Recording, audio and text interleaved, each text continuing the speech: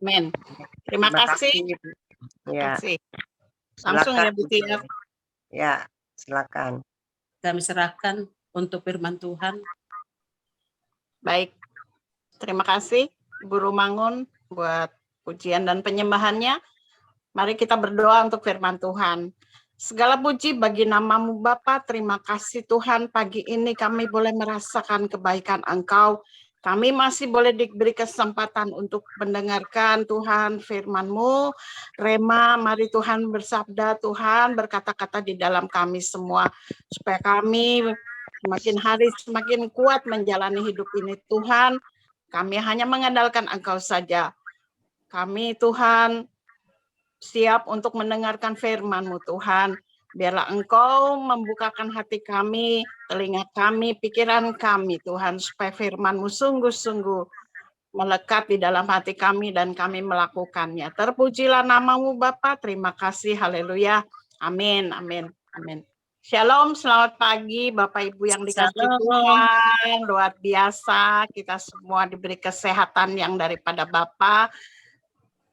Pagi ini saya membawa renungan sedikit sesuai dengan tema besar kita, apa fungsi kasih karunia di dalam hidup berjemaat. Saya memberikan renungan hari ini dengan judul Hidup Menjadi Teladan. Hidup menjadi teladan saya ambil di dalam kitab Filipi pasal 3 ayat 17. Akan saya bacakan. Filipi 3 ayat 17. Nasihat-nasihat kepada jemaat. Saudara, ikutilah teladanku dan perhatikanlah mereka yang hidup sama seperti kami yang menjadi teladanmu. Ini adalah kata-kata daripada Rasul Paulus. Rasul Paulus menuliskan surat ini, surat Filipi ini, bukan dalam keadaan baik-baik saja. Paulus menulis surat ini bukan dalam keadaan nyaman, tetapi Rasul Paulus menuliskan surat ini dia dalam keadaan di penjara. Tetapi dia mempunyai satu sukacita yang besar. Di dalam menulis ini dia mengatakan kalau kita semua jemaatnya dia yang ada di Filipi itu supaya meneladani dia. Ini bukan karena kesombongannya dari Rasul Paulus. Apa yang harus disombongkan? Ya, dia di masa tuanya justru menderita. Dia tidak punya istri, tidak punya anak. Dia juga matanya sudah kabur. Mungkin pada saat dia menulis surat ini, dia harus menulis besar-besar. Ya, karena ada keterbatasan dari penglihatannya. Dan dia juga bukan dalam keadaan sehat. Rasul Paulus banyak sekali mengalami penyakit. Banyak sekali mengalami badannya itu luka-luka. Banyak sekali bekas-bekas cambukan, disesah. Dia juga mengalami penderitaan. Karena apa? Karena dia memberitakan Injil. Secara materi sebetulnya Rasul Paulus ini adalah orang yang hebat. Orang yang kaya karena dia kan asalnya dari Romawi, dia mempunyai jabatan. Tetapi pada saat dia memberitakan Injil, dia mengalami begitu banyak siksaan. Tetapi dia memberikan contoh kepada kita semua, bukan hanya kepada jemaat di Filipi, untuk supaya meneladani hidupnya. Meneladani apa yang sudah dia kerjakan. Dan sama dengan kita sekarang, kita juga harus hidup meneladani Kristus. Apa yang sudah Kristus berikan kepada kita, kasih karunia yang sudah Tuhan berikan kepada kita. Dia mati di kayu salib dan bangkit, kemudian dia naik ke surga, menurunkan penolong untuk kita, supaya kita hidup meneruskan estafet pelayanan daripada Yesus di dalam dunia ini. Dan itu kita harus meneladani. Itu sudah dilakukan oleh Rasul Paulus. Seperti itu, dia walaupun disesah, didera, tetapi dia masih mempunyai sukacita. Ya. Bagaimana dengan kita? Apakah kita ingin meneladani Rasul Paulus sama dengan Rasul Paulus meneladani Kristus? Ya, kita melihat di gereja-gereja hamba-hamba Tuhan yang pandai banyak, hamba-hamba Tuhan yang berkarisma banyak. Tetapi kita bisa melihat bagaimana buahnya, bagaimana hubungan dia dengan keluarganya, bagaimana hubungan dia dengan anak, bagaimana hubungan dia dengan jemaat. Kita bisa melihat buahnya. Demikian juga kita.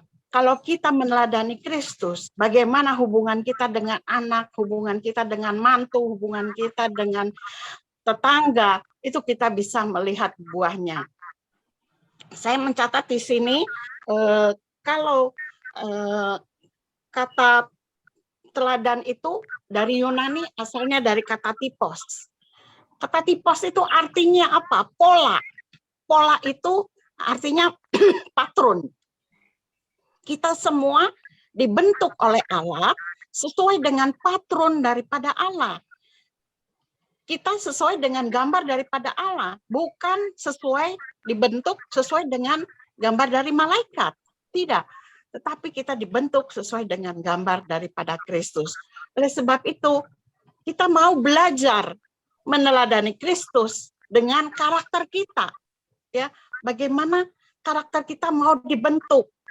Kita semakin hari semakin bertambah usia kita, semakin hari semakin banyak masalah pergumulan kita menghadapi dunia ini.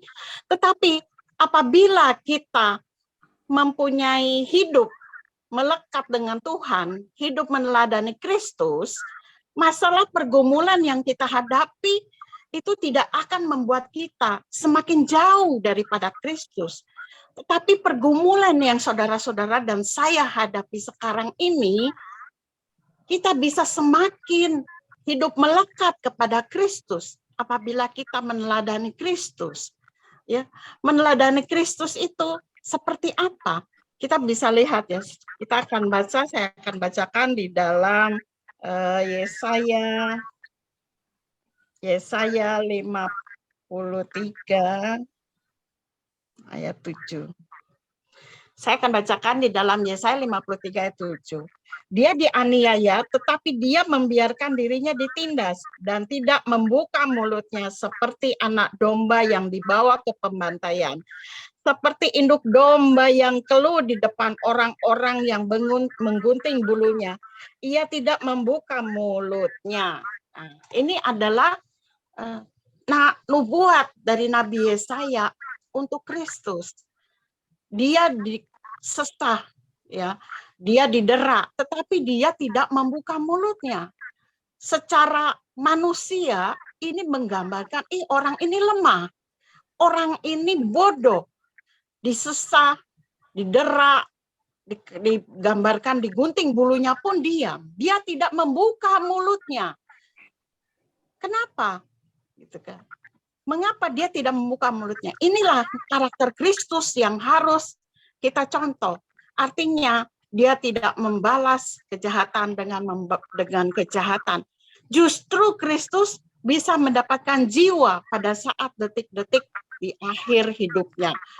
Dengan penjahat yang ada di sebelahnya, dia katakan, saat ini juga engkau akan bersama-sama dengan aku di dalam Firdaus. Amin. Bapak Ibu yang dikasihi Tuhan, kita juga saat ini akan belajar meneladani Kristus.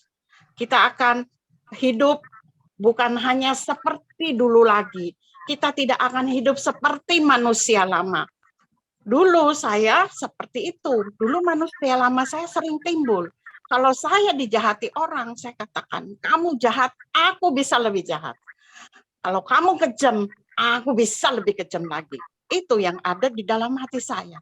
Tetapi dengan berjalannya waktu, saya menyerahkan hati saya untuk mengenal Kristus lebih dekat lagi. Saya ingin mempunyai buah yang lebat bagi Kristus. Saya ingin mempunyai buah yang manis bagi Tuhan.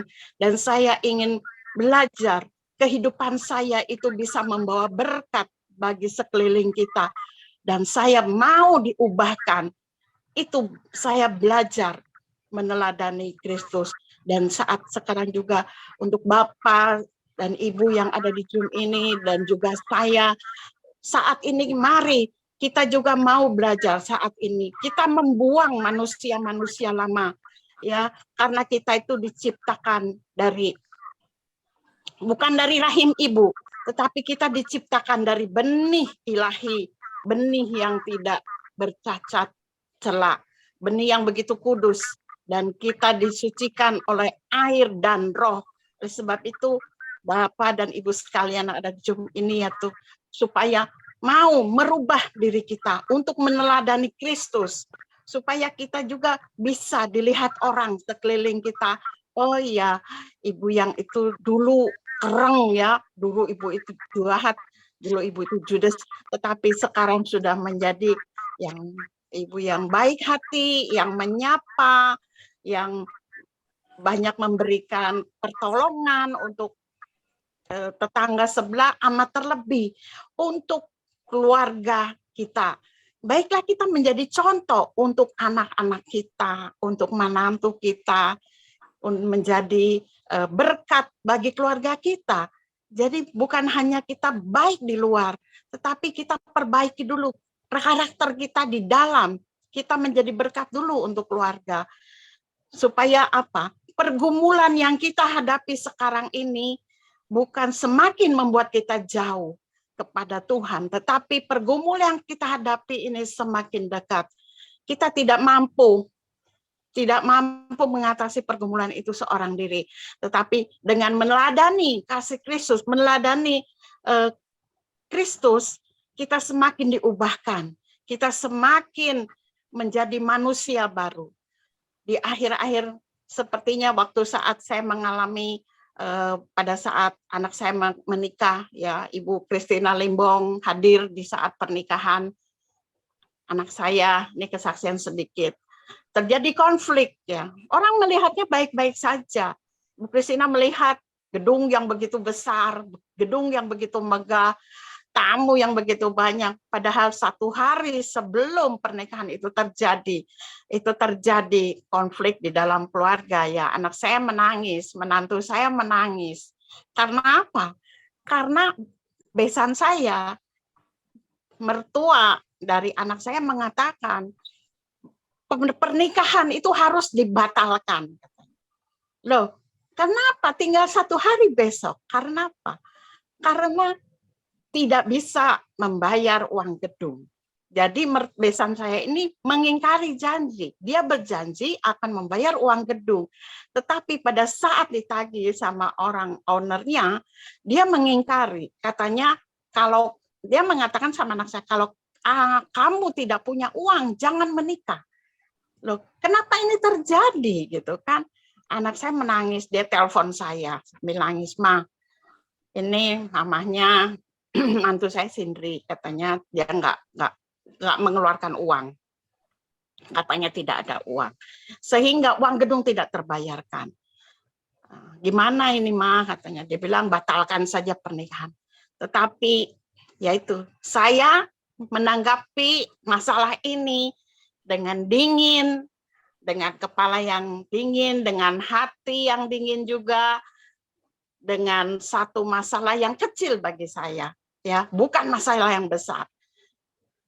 Saya kumpulkan anak-anak saya yang ada di rumah, ini adikmu, kokomu punya masalah begini-begini. Oh ya udah, ayo kita urunan. Saya bilang, berapa? Ya sekitar 45 sampai 50 juta kekurangan itu. Tetapi itu bukan masalah besar bagi kami ya. Kita kumpulkan anak-anak, urunan. Kamu berapa? Oke, saya 10 juta, ini 10 juta, saya 15 juta. Kita bertiga, akhirnya tertutupilah. Karena apa? Saya belajar, saya sudah mulai belajar dari Paulus ini. Saya ingin menjadi manusia baru, saya ingin menjadi berkat bagi sekeliling. Dan sekarang anak saya mengalami masalah, dan saya juga mau menjadi berkat buat anak saya untuk mengatasi masalahnya yang urgent sekali, ya. Dan semua uang gedung itu bisa tertutupi dengan baik. Karena apa? Karena bukan karena gagah saya, bukan karena gagah keluarga kami, tidak. Tetapi kami belajar untuk meneladani Kristus. Hidup di dalam karakter yang baik. Tidak menjelek-jelekan anak saya. Misalnya, oh kamu itu yo gitu. Tidak punya uang kok mau nikah. Tidak. Tetapi saya menutupi ya kekurangan dari anak saya dan saya tidak menceritakan itu kepada siapa-siapa. Hanya kedua anak saya dan ketiga saya sendiri. Itu. Jadi kalau kita mempunyai masalah di dalam keluarga, kita nggak usah memblow up keluar, tetapi mari kita rembukan di dalam keluarga dan kita berdoa kepada Tuhan. Kita berdoa seperti Rasul Paulus ini, kita berdoa kepada Tuhan, kita teladani hidupnya. Karena walaupun kita cerita ke orang, orang itu tidak bisa menolong kita, tidak bisa mengatasi masalah kita. Hanya Kristus yang bisa mengatasi masalah kita. Hanya Kristus, tidak ada yang lain. Ya, dengan pengorbanannya di kayu salib, tidak ada yang bisa seperti Kristus. Itulah ya kebaikan Tuhan menjadi kebaikan kita dan kita tebarkan kepada teman-teman kita dan kita juga akan belajar untuk seperti Kristus, seperti Rasul Paulus juga kita mulai belajar untuk menjadi manusia yang baru, mempunyai karakter yang baru, supaya karakter kita yang baik bisa dibaca orang. Untuk apa? Untuk memuliakan nama Tuhan. Itulah sebaiknya juga kita juga mempunyai komunitas, ya komunitas yang baik seperti ini. Kita setiap pagi berdoa. Karena apa? Kita belajar berdoa karena Roh Kudus mendorong kita seperti tadi saya dengar ya kesaksian-kesaksian dari Pak Edwin, Ibu Rostin.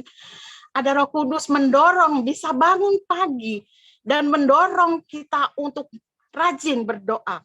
Kalau orang yang tidak ada Roh Kudus, yaitu Roh Kudus tidak bekerja. Dia akan malas-malasan dan bangun pagi akan menjadi beban. Tetapi sepertinya kita semua sudah diubahkan. Amin, saudaraku, karena ada komunitas yang baik, the power of love, memberikan kepada kita satu pembelajaran. Yang dulunya kita malas bangun pagi, yang dulunya kita ogah berdoa, tetapi sekarang mulai diubahkan. Kita mau belajar meneladani Kristus. Puji Tuhan, Tuhan Yesus memberkati. Amin. Mari kita berdoa. Terima kasih Tuhan, firman Tuhan yang singkat ini Tuhan, tetapi kami mau belajar Tuhan seperti Engkau. Biarlah Tuhan kami ini Engkau berikan kekuatan. Biarlah Roh Kudus selalu memateraikan firman-Mu di dalam hati kami. Biarlah kami hidup boleh meneladani Kristus Tuhan. Setiap hari kami boleh diubahkan. Setiap hari kami boleh diperbaharui. Hidup kami yang lama boleh Tuhan ubahkan menjadi manusia yang baru, hidup yang baru. Terima kasih Bapa, hamba-Mu berhenti bicara, tetapi Roh Kudus akan terus berkata-kata di dalam hati kami masing-masing supaya kami melakukannya sesuai dengan teladan Kristus di dalam hidup kami. Terima kasih Bapa, terima kasih kami berdoa dalam nama Tuhan Yesus Kristus. Haleluya. Amin, amin, amin. Silakan Ibu Tiar. Baik. Terima kasih Bu Joy buat firman Tuhannya yang sudah memberkati pada pagi hari ini agar kita meneladani hidup Kristus, karakter Kristus, dan kita praktek dalam kehidupan kita sehari-hari dari keluarga kita mulai dan kita menghasilkan buah-buah ya. Terima kasih Bu Joy, Tuhan memberkati. Ya, sekarang kita masuk dalam ruang kesaksian. Nanti kita bersaksi waktunya maksimal 4 menit. Dan untuk kesaksian pertama kami panggilkan yaitu Bapak Tirta dari Kanada. Waktu dan kesempatan kami persilakan buat Pak Tirta. Silakan Pak Tirta. Shalom Pak Tirta.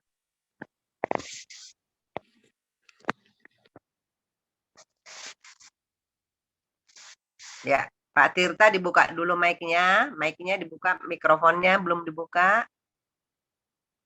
Pak Tirta. Ya, Ya. tadi saya buka-buka nggak bisa tuh. Oh Hostnya nggak ya, nggak ya ngasih. maaf Pak. Ya, kalau sedang firman Tuhan memang ya hambanya menutup biar fokus untuk dengar firman Tuhan. Silakan Bapak Tirta dari Kanada.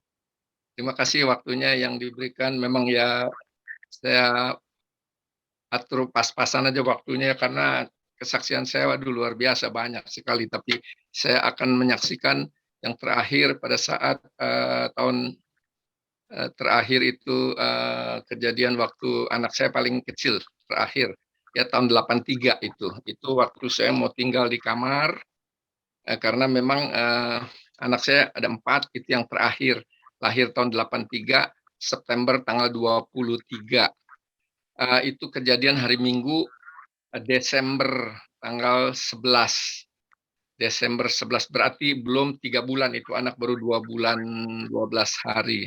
Nah, itu rencana kita mau pergi karena anak sudah 4 ya. Dari pengalaman anak 3 ini, kalau anak masih baby kita bawa ke tempat piknik terbuka itu pasti malamnya kita repot karena dia masuk angin dan sebagainya, berak-berak, panas dan sebagainya gitu. Jadi kita karena gara-gara anak kita sama istri jadi ribut. Nah, lu yang jagain, lu yang gitu. Nah, dari pengalaman itu ya kita kan dikasih hikmat oleh Tuhan. Dari pengalaman itu kita coba ya udah dah nggak usah dibawa nih baby. Kebetulan juga ada ponakan yang bisa menjaga karena dia SMA 1 lagi mau ujian, dia tidak mau ikut. Kita mau ke Ancol berenang, gitu kan.